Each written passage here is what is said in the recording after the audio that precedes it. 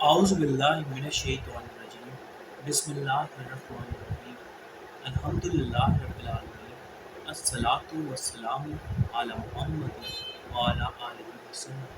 انشاءاللہ آج ہم سورہ ہود کے 10ویں یعنی آخری رکوع کا مطالعہ کریں جو کہ آیات 110 سے 123 تک ہے۔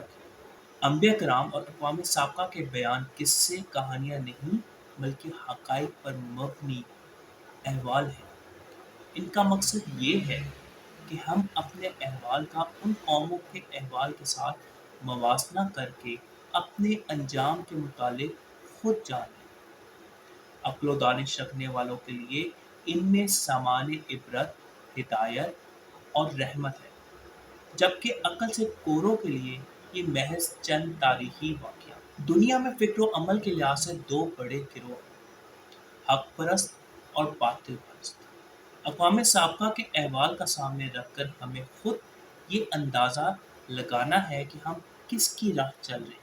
آئیے مطالعہ قرآن کا آغاز اس دعا کے ساتھ کرتے ہیں کہ اللہ رب العزت اپنے حبیب رحمت للعالمین صلی اللہ علیہ وآلہ وسلم کے طفیل ہمیں قرآن کریم کا صحیح مفہوم عطا فرمائے۔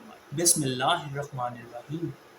وَلَقَدْ آتَيْنَا مُوسَى الْكِتَابَ فَاخْتُلِفَ فِيهِ، اور تحقیق ہم نے دی موسیٰ علیہ السلام کو کتاب تو اختلاف کیا گیا اس میں۔ وَلَوْلَا كَلِمَاتٌ سَبَقَتْ مِن رَبِّكَ لَقُضِيَ بَيْنَهُمْ، اور اگر نہ ہوتا ایک کلمہ سابقہ آپ کے رب کی طرف سے، ضرور طے کر دیا جاتا ان کے مابین۔ وَإِنَّهُمْ لَفِي شَكٍّ مِّنْهُ مُرِیبٍ، اور دراصل یہ اس کے بارے اضطراب آمیز شک میں ہے۔ سب سے پہلا انڈرلائن ورڈ مریب، اس کا روٹ ورڈ ریب ہے، جس کے معنی ہے عدم یقینی، خلجان یا کوئی ایسی الجھن جس میں فریب کا اندیشہ بھی شامل ہو اور وہ کسی پل چین نہ لے سکے، انسرٹینٹی۔ جس طرح قرآن کریم اللہ وحدہ لا شریک کی بندگی کا سبق دیتا ہے، بالکل اسی طرح کتاب موسیٰ میں بھی یہی پیغام دیا گیا۔ حضرت موسیٰ علیہ السلام کی وفات کے بعد کتاب کے مفاہیم میں لوگ ایک دوسرے سے اختلاف کرنے لگے اور نتیجتاً مختلف فرقوں میں بٹ گئے۔ اللہ تعالیٰ لوگوں کی لغزشوں پر فوری طور پر گرفت نہیں فرماتے بلکہ انہیں سنبھلنے کو موقع دیتے ہیں، اور اگر قانون مکافات میں مہلت کی گنجائش نہ ہوتی تو ان اختلاف کرنے والوں کا معاملہ طے کر دیا جاتا۔ یہ اختلاف کرنے والے دراصل اس مہلت کی وجہ سے اس قانون کی نتیجہ خیزی کے بارے میں اضطراب آمیز شک میں مبتلا ہیں۔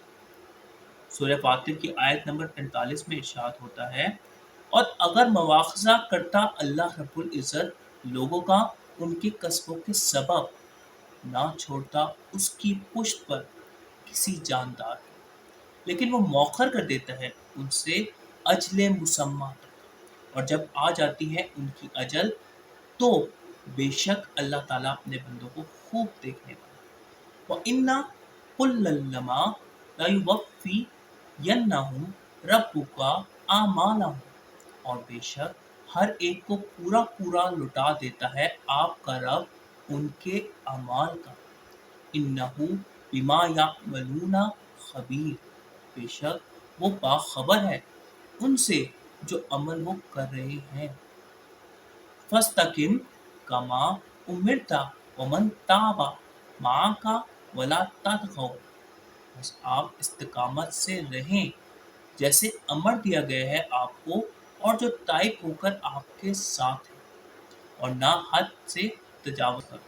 إِنَّهُ بِمَا تَعْمَلُونَ بَصِيرٌ، بے شک جو عمل تم کر رہے ہو دیکھ رہا ہے۔ تَطْغَوْا، تغی سے منع، سرکشی کرو، ٹرانسگریس۔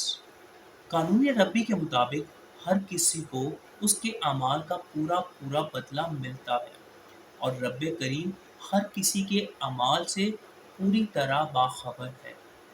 اس لیے اے داعی حق، آپ ان کی فکر چھوڑیں، آپ خود اور جو لوگ کفر کی راہ سے تائب ہو کر راہ راست کی طرف پلٹ آتے ہیں اور آپ کے ساتھ راہ راست پر گامزن ہیں، ثابت قدم رہیں، اعتدال کا دامن تھامے رکھیں اور کبھی بھی حدود اللہ سے تجاوز نہ کریں، اور یہ بات پیش نظر رکھیں کہ رب کریم تمہارے اعمال پر نظر رکھے ہوئے، ولا ترکنوا الی الذین ظلموا فتمسکم النار، اور نہ تم رکن بننا ان کا جو ظلم کر رہے ہیں، بس آج چھوئے گی تمہیں آگ، وما لکم من دون اللہ من اولیاء ثم لا تنصرون، اور نہیں تمہارا اللہ تعالیٰ کے علاوہ کوئی دوست، پھر نہیں ہوگی تمہاری کوئی نصرت۔ ترکنو، تم رکن بنو، you become a part worker. راہ راست پر چلنے والوں کو نہ تو ظالموں کا ساتھ دینا ہے اور نہ ہی ان کی طرف کسی طرف کا جھکاؤ کرنا، ورنہ ان کا دامن بھی آگ جلائے گی۔ اللہ رب العزت کے علاوہ کوئی بھی ان کا حامی و مددگار نہ ہوگا۔ ایسے انجام سے بچنے کا طریقہ صرف اور صرف قوانین ربی کے مطابق زندگی بسر کرنا ہے۔ وَأَقِمِ الصَّلَاةَ طَرَافَيِ النَّهَارِ وَزُلَافًا مِنَ اللَّيْلِ، اور قائم رکھیں صلاۃ دن کے دونوں طرف اور رات کے کچھ حصوں میں۔ ان الحسنات یذہبن السیئات، بے شک احسان کرنا دور کر دیتا ہے برائیوں کو، ذالک ذکر للذاکرین، یہ ایک یاد دہانی ہے یاد رکھنے والوں کے لیے۔ وَاصْبِرْ فَإِنَّ اللَّهَ لَا يُضِيعُ أَجْرَ الْمُحْسِنِينَ، اور صبر کریں، بے شک اللہ تعالیٰ نہیں ضائع کرتا اجر احسان کرنے والوں کو۔ سب سے پہلا انڈرلائن ورڈ ہے ترا فئی، طرف سے نکلا، دونوں سرے، ٹو اینڈز۔ زلافن، زلف، قریب کا سرا یا حصہ، اپروچ۔ اہل ایمان پر لازم ہے کہ اپنے ہادی کی معیت میں راہ راست پر گامزن رہتے ہوئے صلاۃ کو یقینی بنائیں، ان کی توجہ ہر وقت اللہ تعالیٰ کی طرف لگی رہے۔ جب وہ ہر دم اللہ تعالیٰ کو اپنے ساتھ محسوس کریں گے تو ان کا ہر قدم درست سمت میں اٹھے گا اور ان کا ہر کام خیر اور برکت کا سبب بنے گا۔ اس سفر میں احسان کی طرز وہ خوبصورت طریقہ ہے جسے اپنانے سے انسان برائیوں سے دور ہو جاتا ہے، لیکن اس نسخے سے مستفید صرف وہی لوگ ہو سکتے ہیں جو اپنے رب کو ہر وقت یاد رکھتے ہیں۔ اس جدوجہد میں صبر کی بہت اہمیت ہے۔ رائے حق میں آنے والی ہر مشکل کا مردانہ وار مقابلہ کرنا اور کسی بھی مصیبت کو آخری حد تک سہنا، اور یہ یاد رکھنا ہے کہ اللہ تعالیٰ کسی کی محنت کو ضائع نہیں فرماتے۔ فلولا کان من القرون من قبلکم اولو بقیۃ، تو کیوں نہ ہوئے ان سنگتوں میں جو تم سے پہلے تھے کچھ بقیہ، ینہون عن الفساد فی الارض، وہ منع کرتے فساد مچانے سے زمین میں، الا قلیلا ممن انجینا منہم، مگر تھوڑے سے جن کو ہم نے نجات دی ان میں سے، واتبع الذین ظلموا ما اترفوا فیہ وکانوا مجرمین، اور اتباع کی ظلم کرنے والوں نے جس میں انہیں آسودگی دی گئی اور وہ مجرم تھے۔ اول البقیات، اس کا مطلب ہے پیچھے بچ رہنے والے، those who were left behind، جن اقوام کی تحقیقی احوال اور واقعات اس صورت میں بیان کیے گئے ہیں، وہ جان لینے کے بعد اور غور و فکر کرنے کے بعد تم کس نتیجے پر پہنچے؟ صرف وہی لوگ عذابوں سے محفوظ رکھے گئے جنہوں نے اپنی زندگی کو اپنے نبی اور رسول کی تعلیمات کے مطابق آراستہ کی اور دوسروں کو فساد انگیزی سے روکتے رہے، ورنہ اکثریت کا حال تو یہی رہا ہے کہ وہ قوانین ربی سے سرکشی کرتے رہے اور اپنی مفاد پرستیوں کے پیچھے پڑے رہے، دوسروں کے حقوق غصب کرتے رہے تاکہ ان کے مال و دولت اور آسائشوں میں کوئی کمی نہ ہو، خواہ باقیوں پر کچھ بھی گزرے۔ دولت پرستی، تکبر اور خود نمائی ان اقوام کے وہ جرائم ہیں جن کی وجہ سے ان پر تباہی آئی۔ وما کان ربک لیہلک القری بظلم، اور نہیں آپ کا رب کہ ہلاک کر دے بستیوں کو ظلمن، وَأَهْلُهَا مُصْلِحُونَ، اور اس کے اہل اصلاح کرنے والے ہیں۔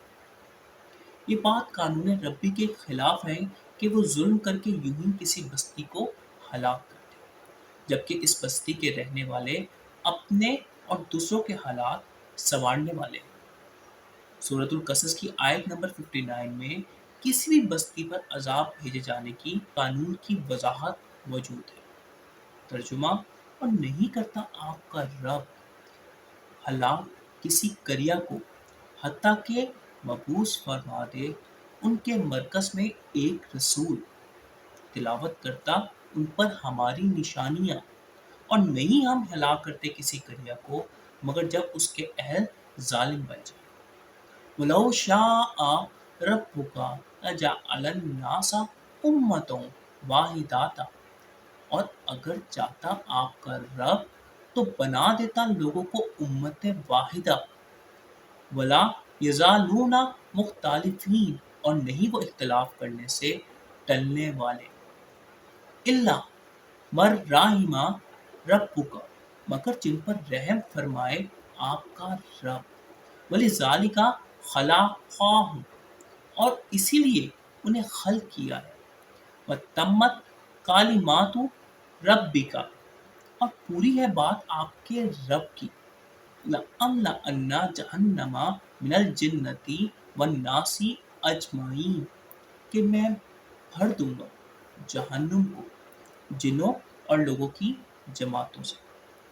اور اگر بات قانون کے بجائے من مرضی کی ہوتی تو رب کریم تمام لوگوں کو ایک ہی طریقے کا پیروکار بنا دیتے، لیکن ایسا نہیں کیا گیا، کیونکہ کسی کو زبردستی کسی دین پر مجبور کرنا حکمت کا تقاضا نہیں ہے، بلکہ لوگوں کو اپنے اختیار سے راستہ اپنانے کا موقع دیا گیا ہے۔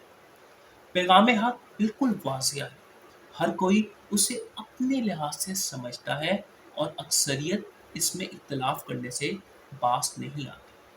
اختلافات سے محفوظ رہنے کا طریقہ اپنے رب کے دامن رحمت میں آ جانا ہے، کیونکہ ایک صاحب اقتدار ہستی کے قانون کا پوری طرح اتباع کرنے سے اختلافات مٹ جاتے ہیں۔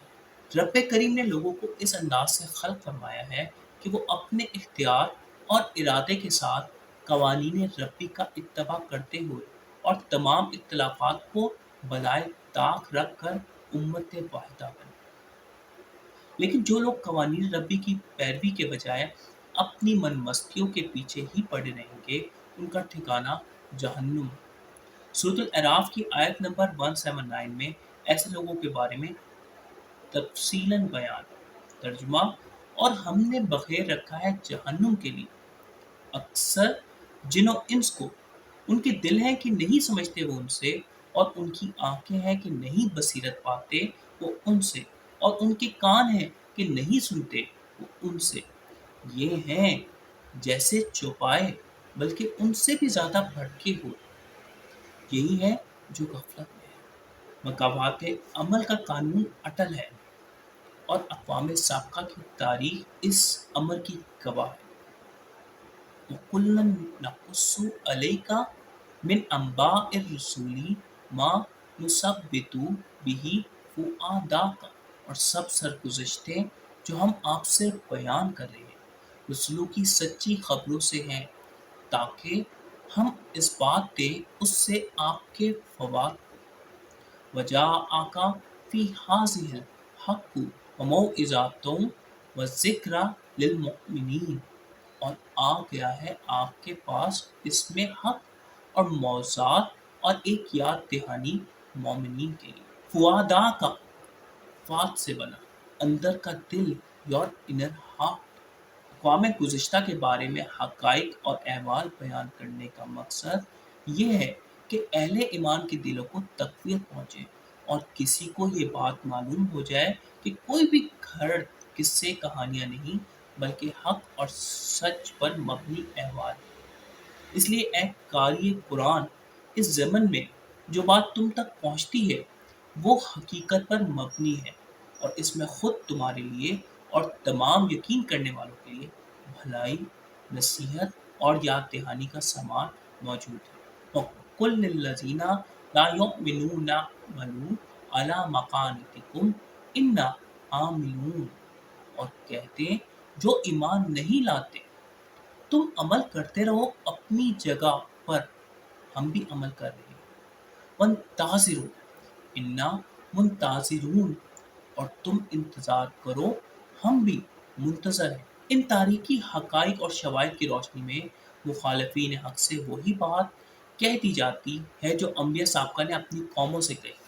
سورہ ہود کی آیت نمبر 93 میں ارشاد ہے، اے قوم عمل کیے جاؤ تم اپنی جگہ پر، میں کرتا ہوں اپنا عمل، ان قریب تمہیں علم ہو جائے گا کس پر آتا ہے ایک عذاب رسوا کن اور کون ہے کاذب۔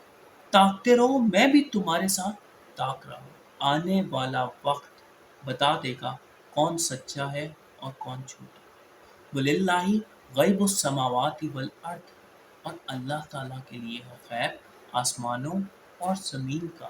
وَإِلَيْهِ يُرْجَعُ الْأَمْرُ كُلُّهُ فَاعْبُدْهُ وَتَوَکَّلْ عَلَیْہِ، اور اسی کی طرف رجوع ہوتے ہیں سب امور، بس عبدیت کرو اسی کی اور توکل رکھو اسی پر۔ وما ربک بغافل عما تعملون، اور نہیں ہے آپ کا رب غافل جو عمل تم کر رہے ہو۔ اللہ رب العزت خالق اور مالک کائنات ہے، اس کا نظام سنبھالے ہوئے ہے، انہی کے بنائے ہوئے قوانین کے مطابق مختلف امور سر انجام ہو رہے ہیں۔ کامیابی کا راستہ صرف انہی کی عبدیت اختیار کرنے، یعنی اپنے اختیار اور ارادے کے ساتھ ان کی بندگی کرنے اور زندگی کے تمام امور میں ان پر ہی توکل کرنے میں مضمر ہے۔ ایک مختصر سا خلاصہ آج کے پڑھے گئے۔ پہلی بات، تمام انبیاء کرام اور آسمانی کتابوں نے اللہ وحدہ لا شریک کی بندگی کا درس دیا، اور یہی پیغام قرآن کریم اور صاحب قرآن کا ہے۔ تمام کتب آسمانی میں یہ بات موجود ہے کہ اللہ تعالیٰ لوگوں کی غلطیوں پر فوراً مواخذہ نہیں فرماتے، بلکہ ہر ایک کو وقت مقررہ تک مہلت دی جاتی ہے۔ نمبر دو، جو لوگ اپنی زندگی کو اپنے نبی کی تعلیمات کے مطابق سنوار لیتے ہیں کامیاب ہو جاتے ہیں، جبکہ ظالم کسی نہ کسی عذاب کا شکار ہو جاتے ہیں۔ اقوام گزشتہ کی سرگزشتیں اس بات کی دلیل ہیں، اور ان کا بیان کرنے کا مقصد بھی یہی ہے کہ ہم اپنے احوال کا ان کے احوال کے ساتھ موازنہ کر کے دیکھ لیں کہ ہمارا انجام کیا ہو سکتا ہے۔ اور آخری بات، قرآن کریم آخری کتاب ہے اور نبی پاک صلی اللہ علیہ وآلہ وسلم انبیاء کے خاتم ہیں، ہم سب کی نجات۔ قرآن کو سمجھنے اور اس پر نبی پاک صلی اللہ علیہ وآلہ وسلم کی سنت مبارکہ کے مطابق زندگی بسر کرنے میں ہے۔ اللہ تعالی ہم سب کو قرآن کو صحیح طور پر سمجھنے اور اس پر نبی پاک صلی اللہ علیہ وآلہ وسلم کی سنت مبارکہ کے مطابق عمل کرنے کی توفیق عنایت فرمائے، آمین۔ صدق اللہ العلی العظیم، صلی اللہ تعالی علی حبیبہ محمد وعلی آلہ وسلم۔